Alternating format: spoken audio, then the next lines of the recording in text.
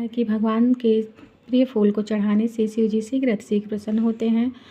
वैसे तो भगवान शिव भक्तिभाव से भी प्रसन्न होते हैं, क्योंकि भक्तिभाव के ही भूखे हैं।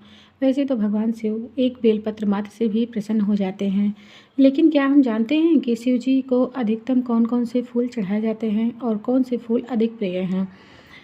तो वीडियो काफ़ी इन्फॉर्मेटिव होने वाली है और भक्तिमय होने वाली है, तो वीडियो को लाइक ज़रूर करें और इन्फॉर्मेटिव वीडियो के लिए चैनल को सब्सक्राइब कर लें।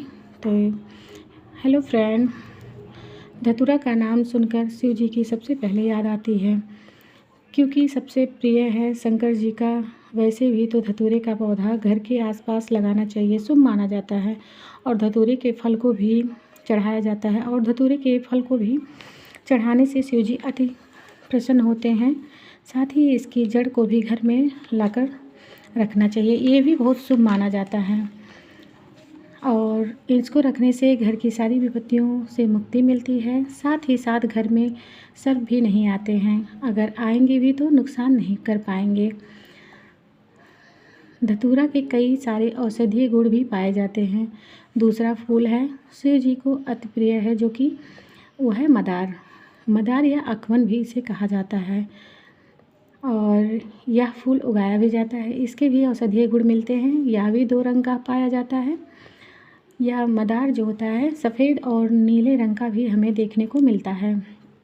इसकी माला या फूल को चढ़ाने से हमारे शिव शंभू बाबा शीघ्र प्रसन्न होकर साथ ही साथ हमें आशीर्वाद भी देते हैं। इन पौधों के सफ़ेद अर्क यानी दूध निकलता है, तो थोड़ी सावधानी बरतनी चाहिए, क्योंकि इन पौधों में जो दूध निकलता है उसे हमें हानि होने की संभावना रहती है।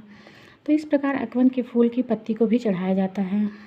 तीसरा है हर श्रृंगार का फूल। तो हर श्रृंगार के फूल से पूजन करने पर सुख समृद्धि की वृद्धि होती है। इसे परिजात यानी नाइट फ्लावर भी कहा जाता है और इस नाम से भी जाना जाता है, और यह बहुत बड़ी खुशबूदार व मनमोहक होता है। इनका प्रयोग हम अपने घर के आसपास करते हैं, और यह शिव को बहुत ही अति प्रिय होता है। हर श्रृंगार के फूल भी घरों में लगाए जाते हैं। ये डंडियों के ये जो है, ये जैसे ठंडी होती है ना, तो ठंडियों के मौसम में शरीर की रोग प्रतिरोधक क्षमता को बेहतर बनाते हैं, और ये ठंडियों में ज़्यादा पाए जाते हैं। और तीसरा है पीली कनेर, जो देखने में भी मनमोहक होते हैं। इनके पौधों को भी अपने बगीचे में या घर के आसपास लगा सकते हैं, जो कि इनके फूलों का रंग भी अलग अलग पाया जाता है। पीला, हल्का नारंगी, सफ़ेद कनेर। ये पीले कनेर ये सदाबहार पौधा है, जो कि अमूमन पाया जाता है।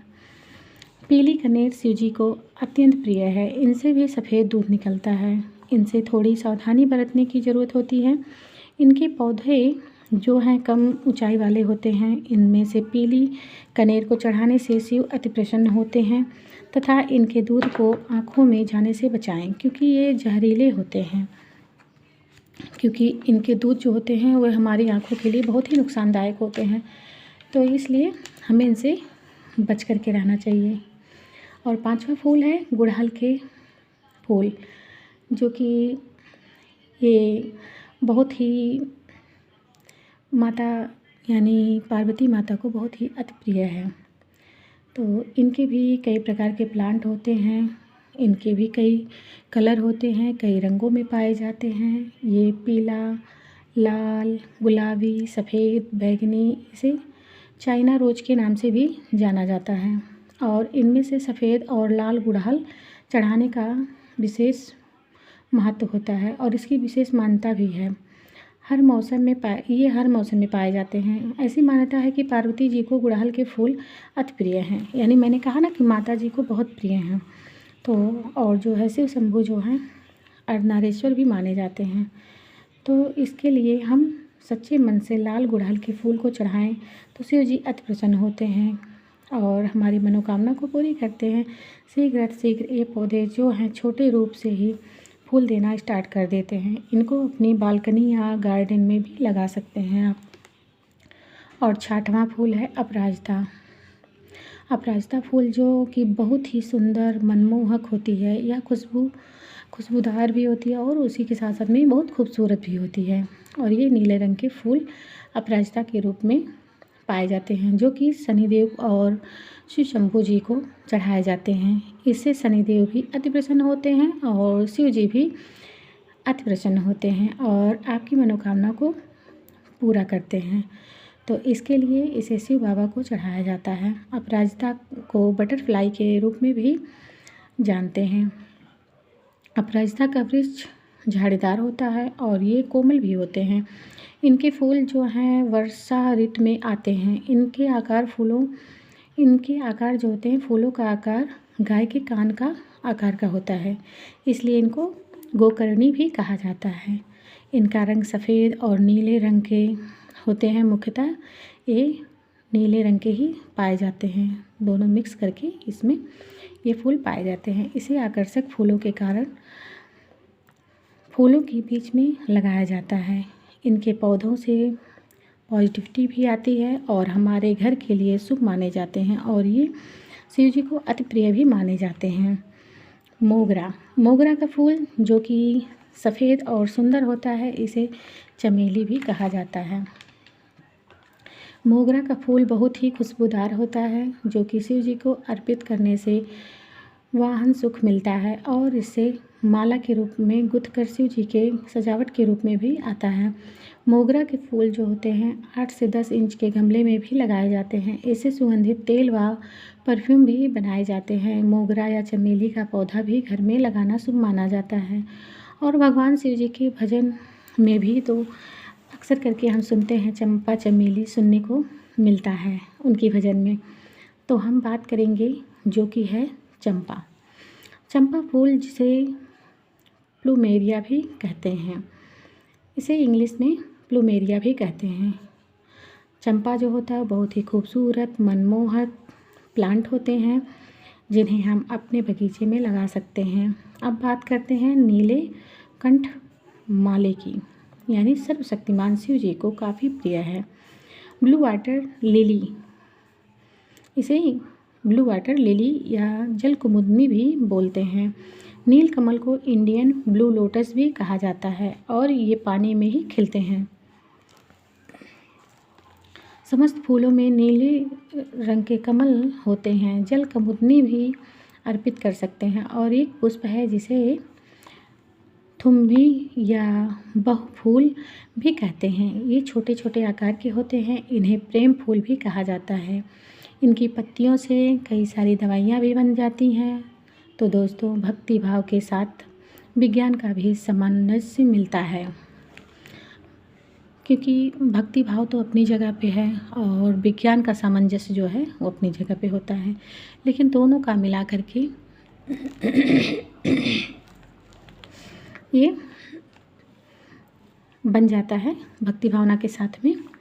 तो प्रिय फूलों में से एक है इनके बोनसाई, हम अपने घरों में रख सकते हैं। बकुल सुगंधित फूल और छोटे छोटे वंश में पाए जाते हैं। कुछ लोगों की मान्यता है कि शिव जी को इन्हें नहीं चढ़ाना चाहिए, लेकिन शिव जी तो शिव जी हैं और इनको संध्या पूजन में इन्हें चढ़ाने का विशेष महत्व बताया गया है। अब बात आती है निरकुंडी की, जो कि शिव जी को अति प्रिय है। ये आसानी से नहीं मिलते हैं। ये विशेषकर पहाड़ी इलाकों में मिलते हैं। अगर आपको ये कहीं भी मिल जाए तो इन्हें शिव जी पर अवश्य चढ़ाएं। ये शिव जी को अति प्रिय हैं। लंबे समय तक जहाँ पर सर्दियाँ पहाड़ होते हैं, वहाँ पर इन्हें लंबे समय तक गमले में लगाया जा सकता है और इन्हें आसानी से उगाया जा सकता है। अब बात आती है ओलियपिंड कनेर, यानी कि कनेर की, जो कि कई रंगों में मिलते हैं, जो कि भगवान शिव का ये हर रंग में होते हैं और भगवान शिव जी को यानी कि शिव शंभू बाबा को हमारे बहुत ही प्रिय होते हैं और उनको बहुत ही पसंद आते हैं। परमानेंट छोटे छोटे पौधे वाले वृक्ष होते हैं, जिन्हें घर के आसपास लगा सकते हैं। आमतौर पर इन्हें सड़कों की सजावट के लिए भी सड़कों पर लगाए जाते हैं। दोस्तों, ये सारे फूल शिव शंभू को अति प्रिय हैं और यह भी संयोग है कि जिन्हें हम विषैला समझते हैं वो सारे फूल जो शिव जी के लिए प्रिय होते हैं। हमारे शंभू जी दुनिया की रक्षा के लिए विष पान कर लेते हैं, तो उन्हें ये सारे फूल प्रिय हैं। तो शिव शंभू जो विष को भी अमृत बना सकते हैं। शिव जी तो अरवंगी माने जाते हैं, जो और ये सारे पौधे जो विष युक्त होते हुए भी औषधि युक्त हैं और बहुमूल्य हैं, और साथ ही शक्ति भक्ति विकास को मिला जुला रूप हैं। तो साथ ही आशा करती हूँ कि आपको जो भी मैं थोड़ा बहुत जानती थी फूलों के बारे में मैं आपको बता पाई हूँ। अगर वीडियो आपको थोड़ी भी हेल्पफुल लगी हो तो वीडियो को लाइक करें, कमेंट करें, और अगर आप चैनल पर नए हैं तो चैनल को सब्सक्राइब करें। अब आपसे हम मिलते हैं दूसरी वीडियो में, तब तक के लिए राधे राधे।